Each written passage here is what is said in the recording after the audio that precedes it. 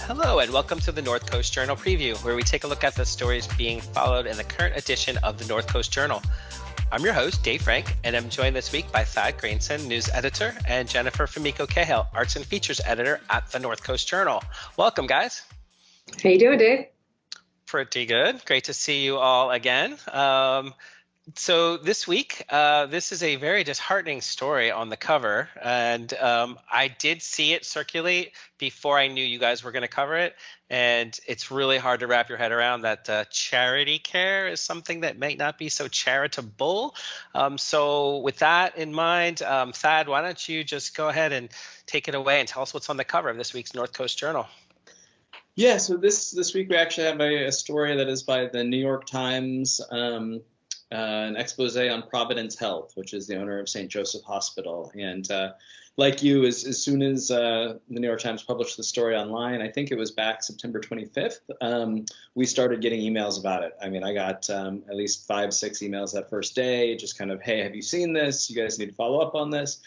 And after reading the very thorough expose by the Times, we kind of decided that the best course was just to see if we could run that in its entirety as a journal cover story. And so something we really rarely do is, publish a cover story that's been printed elsewhere. Even more rare that we pay to do so. But in this case, we felt it was warranted. So we reached out to the New York Times to get licensing rights to run the story this week. So for those who haven't seen it, it is, as you said, it's a story looking at how Providence Health has really made a business model out of charging people and aggressively, hounding them to pay bills that many of them should not have to pay by law. And that became a part of Providence's business model. It is a nonprofit hospital, and so it gets, in addition to getting a billion a year in tax breaks or something, or maybe I guess in exchange for getting $1 billion a year in tax breaks, it is bound to provide free care for the indigent. And as a nonprofit, it's not as though it's doing this for shareholders, but it seems, or at least the case that the Times lays out pretty clearly, it is doing this kind of in pursuit of aggressive expansion. And so the Times story notes that Providence currently has about $10 billion in reserves that is going earmarked for expansions, taking over new hospitals, building new facilities, and that kind of thing.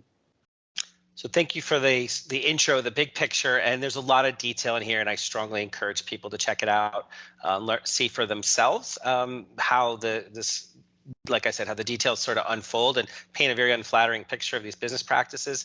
But for context, there's also a history in there about sort of the trajectory of where, how Providence was started and how the hospital sector in the United States kind of became part of that, became this tax exempt status, so to speak. And how that almost became part of Providence's justification for saying, well, technically we're not for profit. We just don't pay taxes. We don't have to pay taxes.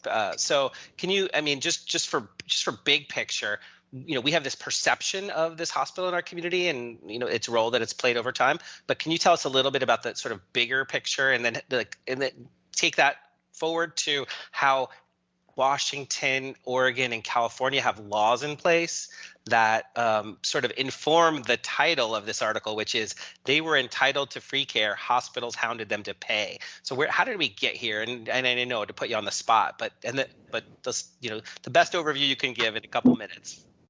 Yeah, I think the article, again, I'd really encourage folks to read the article, but it traces kind of the, not just the advent of nonprofit hospitals in the United States, but really medical care and hospitals in general was really designed as indigent care, and that the article notes how people of means back 100 years ago would have doctors visit them and treat them in their homes, and hospitals were really created for the rest of us, the 99%, so to speak, and obviously over over the decades, that has changed really markedly into medical care becoming, one of the nation's, most profitable industries.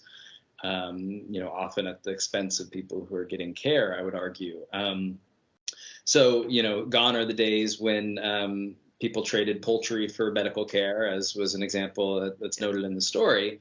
But there has been this kind of proliferation of nonprofit hospitals in the United States, and I think the number in the story is some 700 hospitals across the country are nonprofits.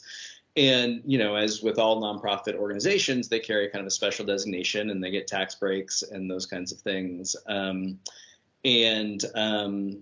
As you said, in California, Oregon, Washington, I think there was another state too, but I don't remember offhand which.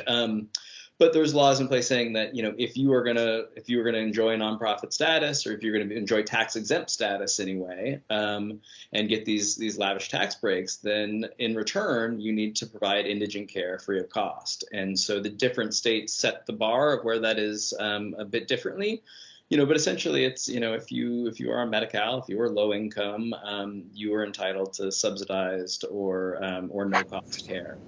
And Providence, what the story really focuses on is Providence efforts that began several years ago, and kind of looking at both, I think, a bit of declining revenue, but then also increasing amounts of uncompensated care. So increasing percentages of their overall care that they're giving free, that they're not charging for. And they devised this new strategy, and they called it Rev Up, as in revenue up. Very apt branding there. But thanks, McKinsey. Really a collection strategy. It's a billing strategy, and so it's reframing how the hospitals billing folks interact with patients and ask them to pay for the care that they're receiving. And so instead of being very upfront, as in some cases the law actually dictates, of informing patients that they may be entitled to free care if they meet certain income guidelines, or asking if they were able to pay their bills, the hospital would, hospital's billing staff was instructed to say things, well, how are you going to pay? Cash or charge kind of thing. And then if there was any kind of pushback to that, they said never, take no for an answer the first time. And so then it would go to, well, could you pay half up front, and these questions. And then, the end result is lots and lots of people. The article, I think, notes there's a lawsuit documenting 700 cases of people who should have received free care or on the hook for, in some cases, massive medical bills that have had, really dramatic impact on their lives. Everything from, reductions in credit scores to, in some cases, folks choosing to make payments on a payment plan with Providence instead of turning on the heat in their house or buying, adequate groceries to feed themselves and their families. So these, this kind of predatory billing practice has really real dramatic impacts for everyday people. And, frankly, this isn't in the story, but anecdotally, I have heard these stories locally. I have heard these stories from friends, from colleagues, of people who have, either felt like they got bills that they shouldn't have had to pay and were made to feel as though they had no choice but to pay them, or else they'd be reported to credit agencies and that kind of thing. Or people who knew that they did not have to pay these bills, but then spent, months and months of time wrangling with St. Joseph's billing department over, whether they in fact had to pay. I have to say, I'm sorry, the part that kills me, aside from the Glengarry, Glen Ross, always be closing approach to providing care, was the Halloween costumes. The staff who dressed up as Rev Up, and one person wearing a sign that said "How," because they're supposed to ask, how will you be paying for this? Not, will you be paying for this? Can you pay for this? Yeah, and I can't tell from the context exactly if that was an act of rebellion on the part of staff, or if that is a kind of gleeful gallows humor. But it's really, as Thad said, we've, in our own company, our own newsroom, our own paper, we've had people who have gone through these same issues. And it's gutting to see the really callous way that it was handled.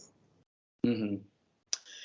Yeah, I mean, to the cultural aspect of some of these billing departments, I mean, the Times story also, notes that some of them had, kind of the thermometer diagrams on the wall, which would go up depending on which employee was bringing in the most revenue, getting the most bills paid, which, in a widget sales company is one thing, but in a not just a company or an organization that prides itself on healthcare and saving lives and caring for people, but also one that ostensibly does it under the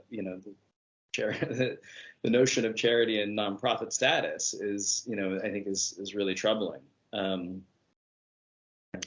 So for a little more context, the article, again, lots of detail, but the article mentions that Providence is as a corporation, has 51 hospitals and 900 clinics and 27 billion in revenue annually. Mm-hmm. And that the best practice in the industry is for about 2% of their revenue to be charitable care. But even before they implemented this plan, they were around half of that, a little more than that. Mm-hmm. But then went even further below that as their Rev Up program was implemented successfully, and as you guys point out, modified their culture to the point where McKinsey scripted the the what's it called, the tree, the workflow tree of the script of how to really squeeze what you can out of people, including taking $2 out of their wallet, just for the psychological effect of forcing people into a mindset of taking responsibility for their costs. Well, I was just a couple of things there. I mean, one is the $2 thing. I think is really noteworthy because it is, I'm actually not sure if this is referenced in the article, but I've read it from other kind of sales tactics things that, once somebody pays that first $2, and I think what you're referencing is the script where they say, can you pay this much? Can you pay this much? And then if people keep saying no, the last thing is, well, can you pay $2 today? Just to get this started and not keep it from going to collections or keep us from taking the next step. Then, once somebody makes that first payment, they're much, much less likely to challenge the bill as a whole, to say, do I really owe this? Because they've already started paying it. So there is that psychological effect.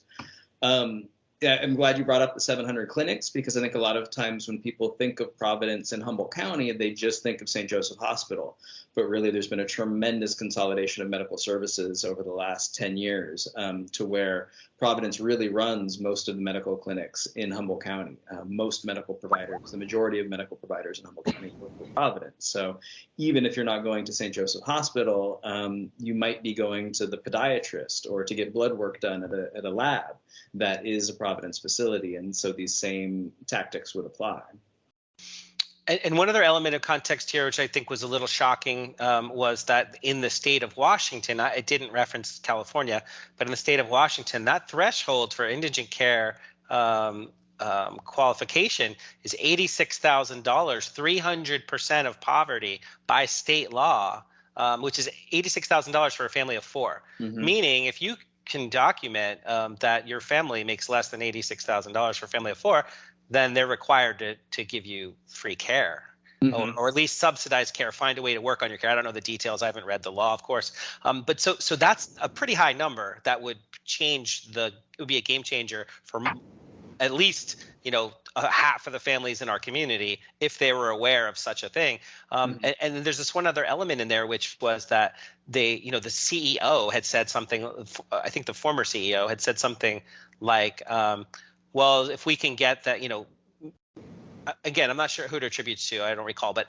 if we can get people on Medicare or Medicaid to get Medicaid to cover some of it, we will send the rest to collections. Meaning, mm-hmm. It was sort of a gross dismissal of the responsibility. Do you have any feedback on that element of the story?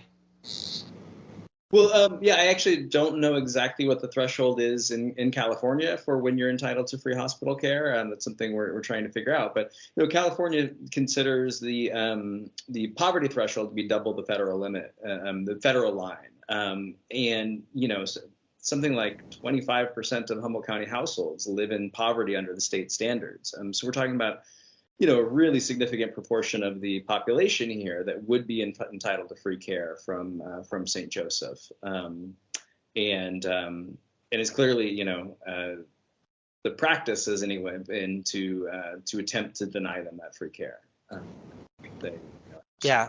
And I know there's so much more in there, and we're going to pick up on this as the story unfolds, because they're going to have their feedback, and there's going to be some community dialogue that happens here. But it was interesting that Senator Grassley, staff member on the Senate Finance Committee, Dean Zerby, gated nonprofit hospitals, he basically said that this outcome is what they're hoping for, is that when you grill people about how much they owe, they stop showing up at the hospital. Now that's projection and conjecture at best, but the point is that if you intimidate and scare people about paying, that maybe they're not going to come back, and that if that is the case, that's sort of some of the thought process. If this lawsuit, as it unfolds, we'll know more, or we'll see and hear more. So I look forward to you guys covering that. Yeah, we'll definitely keep on it. Well, awesome, Thad. Thank you again. Jen, what is going on the Arts and Features beat this week? Well, you recall we talked about wings recently. And I know every day I can talk about eating wings is a good day. But recently we talked about the wings at the Friday night markets, which the last one just happened. Hope you made the most of them. And you told me that you went to Yang's Kitchen for wings. I did during the 2 weeks or 3 weeks ago, the Friday market in Eureka. Yes, and you had some sticky golden wings with the mustardy sauce, right? I did, and I dripped it all over my shirt like a slob, unfortunately, but it was wonderful. Yeah. You're not enjoying it if you're not wearing it. Truth. But I went and talked to the owners of that stall, and Yang's Kitchen is actually owned by a guy named Tao Yang, who is a lovely young man, and he and his wife are running that thing. And I wrote about the tent that they're working out of, the stall they're working out of, being like a beehive, because when I watched them, they were just zipping past each other in a way that, only people who have been married a while or have been roommates in a tiny apartment know how to do this, right? There's boiling oil over here. There are knives. There's all kinds of stuff. And they're just zipping around like bees. And I talked to Tao Yang and got the whole story of how he started this business. And one thing that's interesting is that Tao Yang is actually, he's Hmong American. He's born and raised in Eureka, but his parents are from Laos. And like a lot of immigrants from Laos and a lot of Hmong Americans, they came to the U.S. after having helped the U.S. in the war in Vietnam. And so there were immigration programs for bringing people over who had aided the U.S. and who honestly were no longer safe to remain in Laos. And, you think about Vietnam, Laos, Cambodia, those places as being very, very hot. But in fact, I'm told that in the mountains of Laos, where his family's from, it's quite cool. And there's forest and there's ocean and hunting and fishing and everything. And that's what brought them to Humboldt County. It's kind of like Laos. Who knew?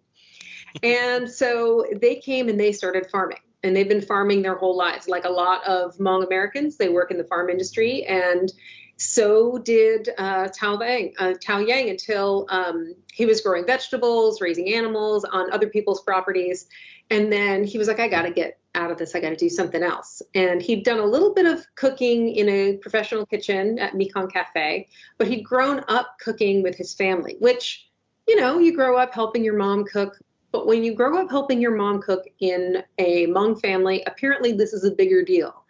Because as he described to me, he was like, Hmong people don't like to eat just like one thing for dinner. You got to have like 4 or 5 dishes. You got to have a spread. He said it's like a buffet, even if you're just like eating on a weeknight or whatever. And even when they do like a big party where they might, like a family reunion or something, they might get a whole cow or a whole pig, but it's not going to go down like a luau. You're not going to just roast the pig. Some of it's going to be in a soup. Some of it's going to be roasted. Some of it's going to be stir fried. You got to make a bunch of stuff for your picky elders who apparently will let you know if they're not satisfied with what you have produced. They are not apparently crazy about sticky, saucy wings. Go figure. They like a simple rub. They like to kind of keep it low key. They're not, as he put it, into all the sauces like us young people. So intergenerational wing preferences. So anyway, so he got into this, and the business was really able to happen when his wife came over. So they met in Laos when he was there about 6 years ago, and they were at one of those big 5-day New Year festivals that happens in November, December. And anyway, they met, they stayed in touch, they got married, but then coming back over was difficult, particularly during the pandemic. And actually, an old friend, Ronnie Morrison, who runs the Hunan restaurant in Henderson Center, we wrote about him a while ago, like a year or two ago. He had the same situation with his wife, bringing her from Laos. They got married, but the visa stuff, the passport stuff was all slowed down. And actually, Tao and Mai, his wife Mai, went through the same difficulties. And so it was this long, crazy, drawn out process. But now that she's here, she's been here for the past couple of years, and they have a 4-year-old son who sounds very adorable over the phone in the background. The two of them were able to team up and really run this business and get started. And it's taking off. They're moving like, what did he say? Something like, I have to look at it again because I don't believe it. It's crazy. Something like 500 to 800 egg rolls. They'll go to an event. I don't know if you've ever rolled egg rolls or spring rolls, as we call them on the other coast. That's a lot. Right. It's a lot. And actually, they are a popular Hmong food as well, not just Chinese and Vietnamese, but in fact, a popular Hmong food. If you go to like Hmong parties, events, etc., the egg rolls show up. So anyway, they are prepping at Ronnie's kitchen at the restaurant because you know how hard it is to find a commercial kitchen in Humboldt County. So I was like, hey, cook it up at my place. And so they do their prep over there, and then they sell out of the tents. But they are moving that many egg rolls, something like 60 pounds of wings. And he's like, I asked him, I was like, how much fried rice and fried noodles do you move? And he's like, I don't even know. We fill one of those chafing dishes and it's just gone in like 2 hours. So it's popular, and he's looking to maybe move it into a truck. We don't have too many Asian trucks in Humboldt. We have that one Hawaiian one, Pineapple Express, and it is, they do Asian fusion and Hawaiian. But we don't really have, like a truck that does East Asian food. And so he's kind of looking to do that and maybe bring some Hmong dishes besides the egg rolls if we're all very good and very lucky and we all manifest it. We could be eating ginger, chili pepper, and lemongrass and garlic stir fries out of the Yang's kitchen truck. So we have to think positively so that we can parlay this incredible wing and egg roll experience into something more, filling and expansive menu. Yes, I also am going to expand, and I'm going to go light some incense right now. I'm going to go light some candles, whatever people do, make it happen. Right on. So you said they're going for a truck, and then I think even he's thinking maybe eventually someday even a full-blown brick and mortar facility. Yeah, he'd love to do a restaurant. I mean, it's always tough, right? Especially during the pandemic and even after, the real estate cost involved in having a brick and mortar restaurant is a big leap. The leap to having a stall, having a truck is a much shorter one. It's still a lot of investment and it's still a lot of work and everything, but it's not the same as having the rent overhead that you've got to make. And some restaurants are finding, as we saw, that moving from brick and mortar to truck is what they've been doing. But I'm happy to see this. As far as I can tell, and as far as he knows too, this is the only Hmong-owned restaurant operation food business. There are grocery stores, there are farming and food producers, but we haven't really seen among restaurant owners. So it's really exciting to see. Well, right on. We got to support, represent, because we want to help them continue to have these offerings for our community. This is great, Jen. Thank you so much for being on the front lines for us and reporting back to us about where we need to go. Thanks. Well, Thad and Jen, that's all the time we have this week. It always goes so fast, unfortunately, but it was great speaking with you today. North Coast Journal is available on newsstands now. Pick one up, stay informed. Also available online 24/7. So you can check them out anytime. Until then, like I said, thank you out there for listening. Thanks, Jen and Thad, and we'll connect with you again next week. Take care till then. Bye, guys. See you next week.